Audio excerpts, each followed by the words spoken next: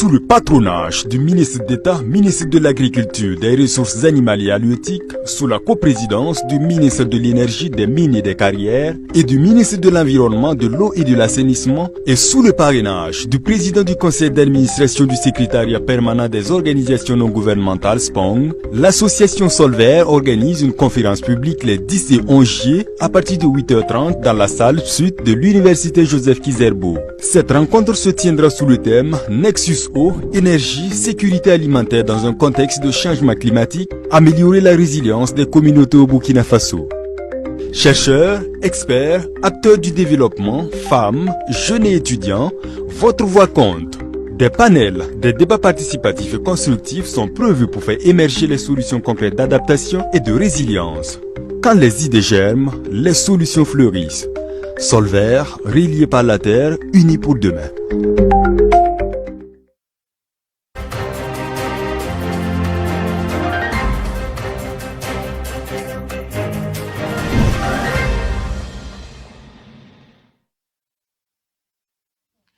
Un titre, ce soir, nous irons à la découverte.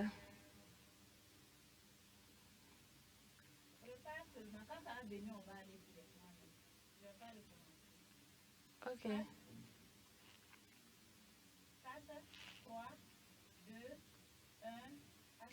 Un titre, ce soir, nous irons à la découverte d'une nouvelle invention d'un jeune entrepreneur dans la construction métallique.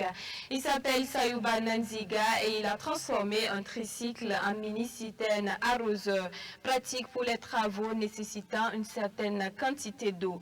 Restez avec nous, vous aurez plus de précisions dans la suite de ce journal. Bonsoir chers téléspectateurs, bienvenue dans votre journal sur Faso Green TV, votre web TV spécialisée dans l'information en lien avec l'environnement, l'eau et l'assainissement. Je vous le disais à l'instant, après le tricycle vidangeur Sayouba Nanziga, ce jeune constructeur métallique de fonction vient concrétiser un nouveau projet. Il s'agit de la conception d'une mini-citerne arroseur pouvant contenir entre 1000 et 1500 litres, fabriqués à partir d'un tricycle. Un de nos reporters est allé comprendre les motivations du concepteur, des motivations que je vous propose de suivre dans cet élément. On le croirait venu d'ailleurs. Mais non, ceci est une conception locale forgée par l'expertise d'un homme résolu à façonner les métaux. Nous sommes allés à sa rencontre dans son atelier de soudure au quartier Nagrin de Ouagadougou. D'ici sortent des engins reconditionnés en usage pour le quotidien des Burkinabés.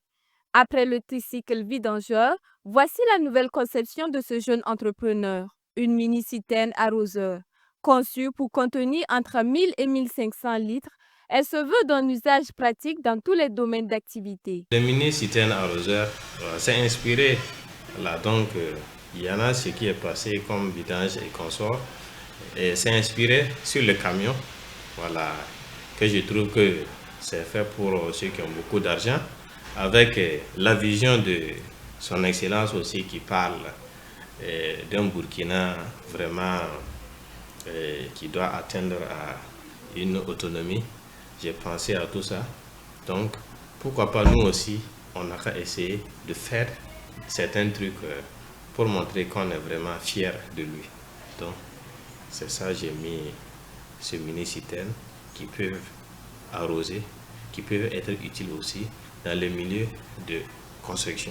Commerçant reconverti, Sayouba Nanziga parvient à mettre sur pied Baraka Service SARL par la force d'une conviction, celle de limiter l'exportation des matières premières brutes, lesquelles ont permis à cette unité de proposer des produits de divers ordres sur le marché de la consommation. Moi, j'ai visé aller sur le fer parce que depuis quand je faisais l'école primaire, on entend parler du manganèse à Tambo. Donc, moi aussi, j'ai pensé, si tu veux vraiment être vraiment un leader dans ta vision, pourquoi pas viser dans un domaine où ton pays même a la matière première. On fait des foyers. Et deuxièmement, vous voyez les systèmes chinois, bon, que les gens regardent sur les réseaux sociaux. Nous, on essaie de le mettre en place. On savait qu'à chaque fois, nous, on travaille, on essaie de faire quelque chose.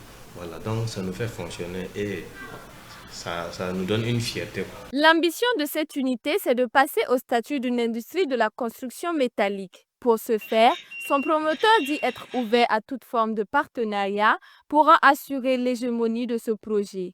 Projet qui s'inscrit en droite ligne avec la vision des autorités de promouvoir un développement endogène et harmonieux. Et puis, dans un reportage précédemment diffusé sur notre plateforme, nous vous faisions écho de l'installation d'une trentaine de poubelles le long de l'avenue Muammar Kadhafi. Une initiative de la délégation spéciale de l'arrondissement 12 qui vient donner un nouvel élan dans la lutte contre l'insalubrité dans le centre urbain. Une initiative qui réjouit donc le cœur des citoyens de l'arrondissement. Nous sommes allés recueillir quelques avis que je vous propose de suivre dans cet élément de Souleymane Ouedraogo avec la voix de Colette Ilboudo. Dans les alentours de l'avenue Muammar Kadhafi, une trentaine de poubelles publiques ont été implantées par la délégation spéciale de l'arrondissement 12.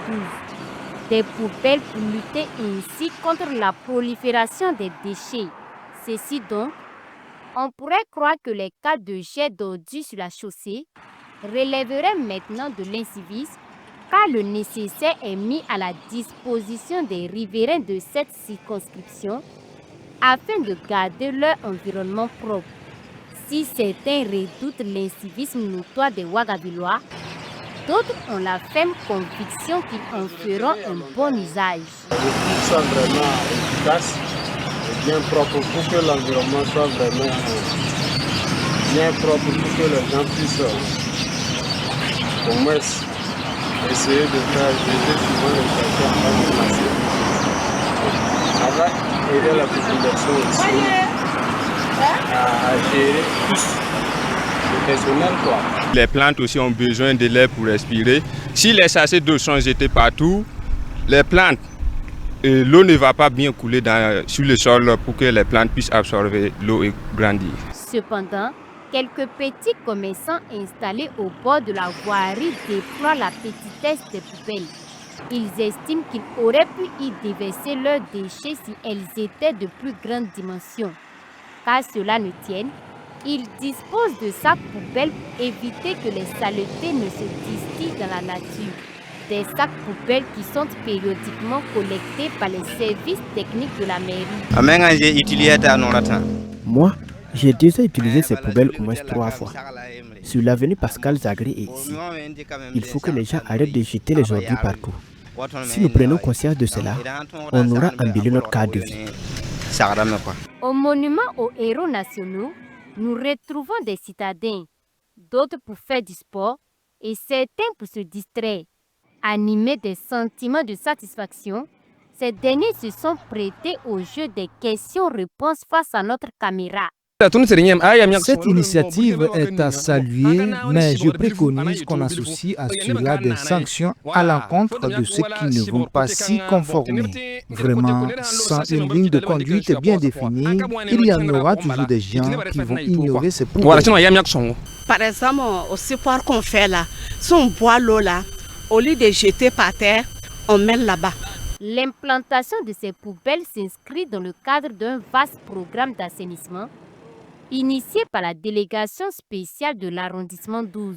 Un programme dont l'objectif est d'assainir les grandes voiries de l'arrondissement à travers l'implantation de poubelles publiques le long des avenues telles que Pascal Zagré et Muammar Kadhafi.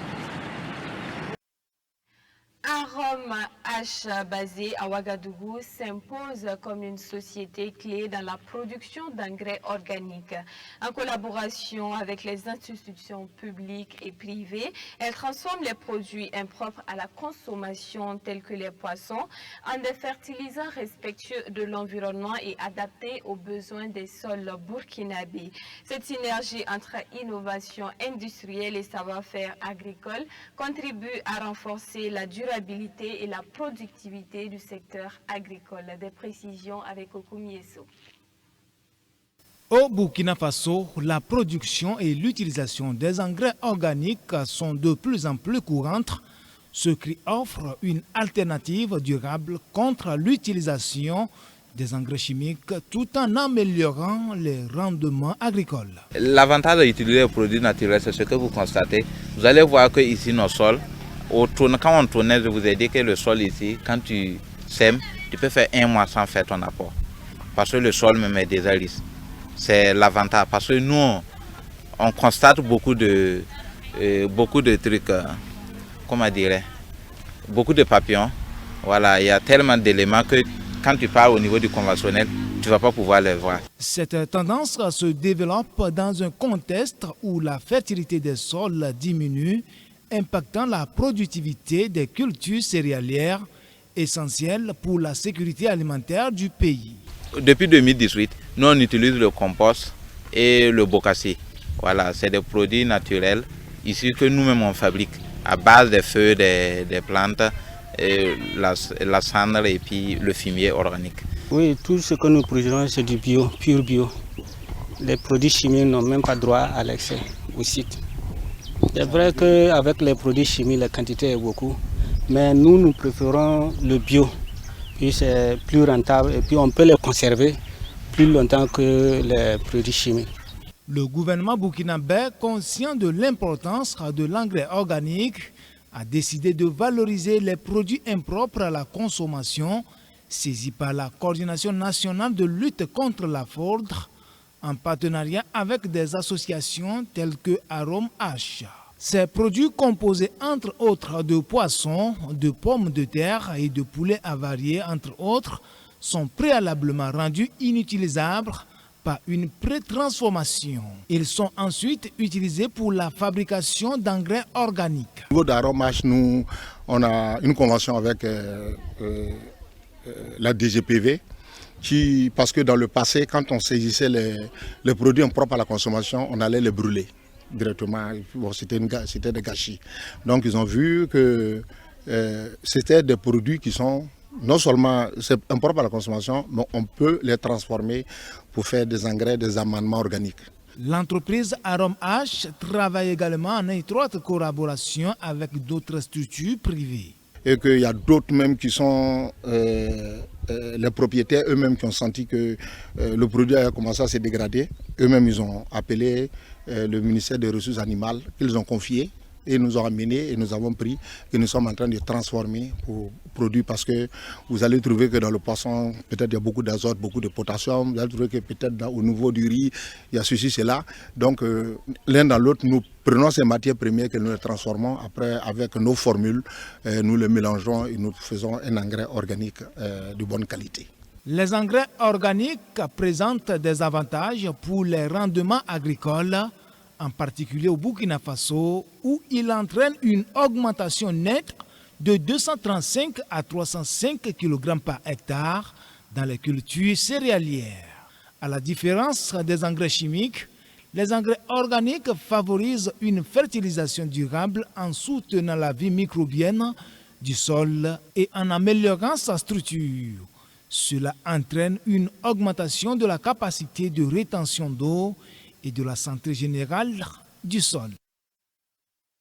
Voici qui met un terme à ce journal. Merci à tous pour votre attention. D'ici là, prenez soin de vous, mais surtout, prenez soin de la nature. Au revoir.